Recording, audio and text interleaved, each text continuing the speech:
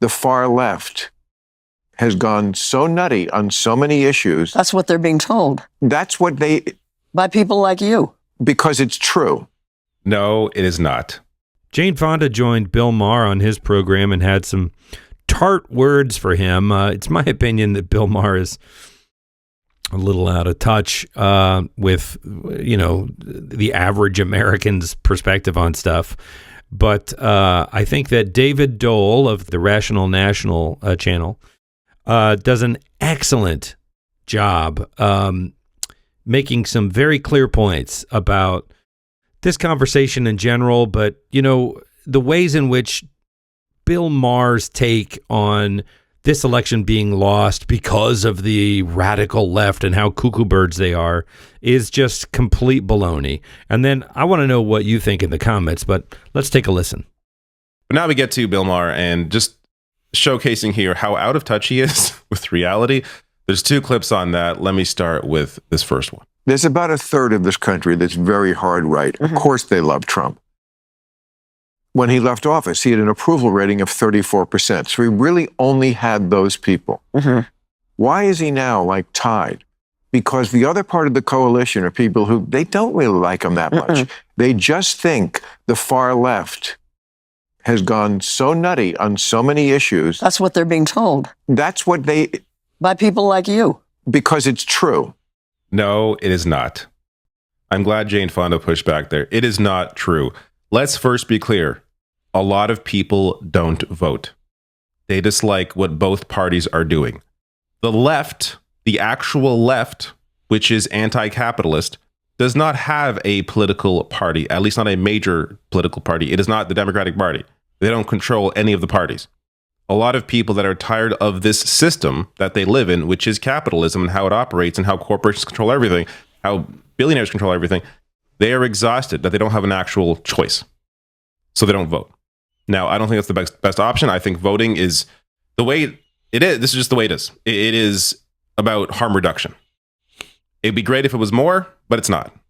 It's the way it operates right now is about harm reduction. In a primary, you get more of an opportunity to vote for who you actually like, and hopefully they win and go on to the general. But when it comes to the general, it's harm reduction.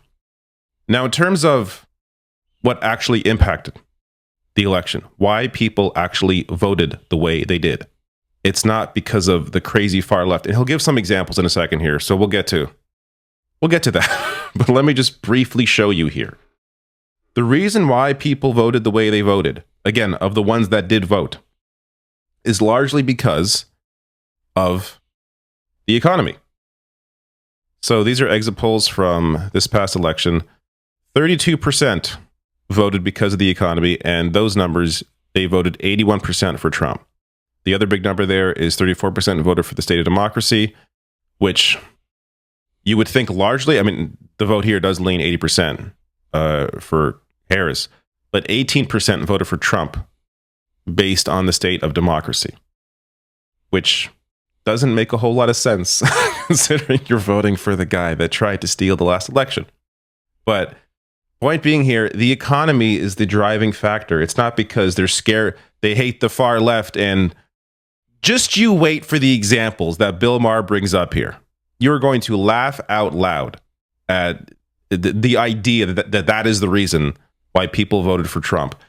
But I showed this, in a couple videos past or post the election. This is a piece from Politico, which is center right. Here is their article back in November 2023, so about a year ago. Americans are losing benefits that could hurt Biden in 2024, and that's exactly what happened. These are all the benefits that expired under Joe Biden. So pandemic-era programs that people were benefiting from, whether it was the eviction ban, whether it was unemployment coverage, whether it was additional unemployment coverage, foreclosure ban, child tax credit expansion, free school meal, like SNAP benefits. It goes on and on and on. All of these programs that benefited people directly ended while Biden was in office. Wow, that's actually, I hadn't seen that before. That makes an enormous amount of sense when you look at it like this. A lot of people simply felt worse under Biden because they were because these programs that were helping them ended. Now, you could argue, well, it's not, I mean, Republicans didn't vote for a lot of this stuff or voted against it. Joe Manchin, Kyrsten Sinema, they tanked the ability for Biden to actually pass his Build Back Better agenda. So, you could put the blame there. But regardless, people see who's in the White House and they see what they felt or they feel what they felt. And then they result in voting for the other person. That's as far as the thinking goes. It's no deeper than that. And, other articles discussed this a year ago as well. Axios here, end of pandemic era safety net programs increased poverty. People directly felt that. But let's get to Bill Maher. That isn't what's moving people. Here are the examples he brings up. You think the far left does nothing crazy? Oh, I'm sure they do. Oh, well then, But I don't know. Who is the far left? What do you mean when you say far left? I mean, I could give you a million examples. Yeah, well, give me one. Okay, the NAACP, you know where they issued a travel advisory for black people not to go? Yeah. Florida.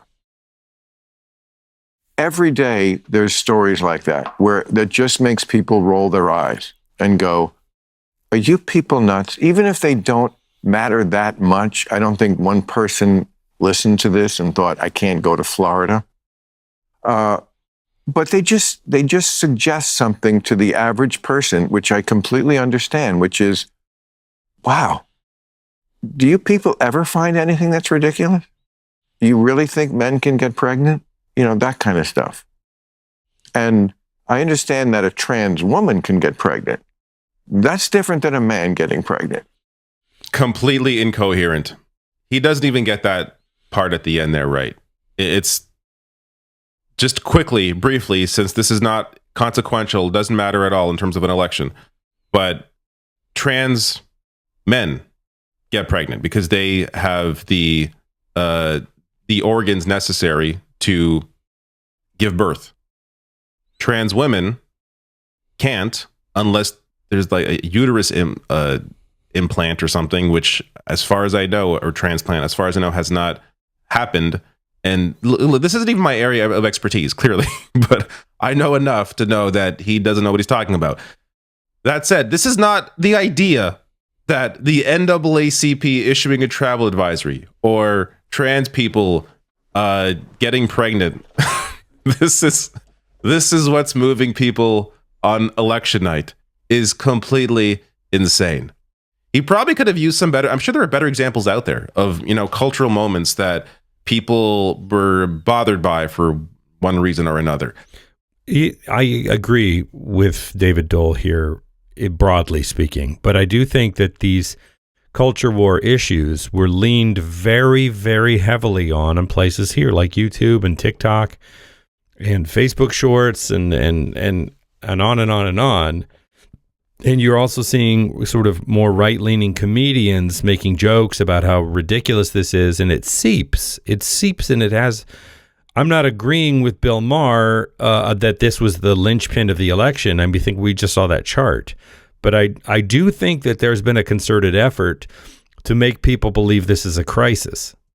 Like, of course, those things exist out in the world, but when you look at the real issues that are actually impacting the lives of everyday people, the average person, it's the fact that they are working way too hard and making way too little. Yep.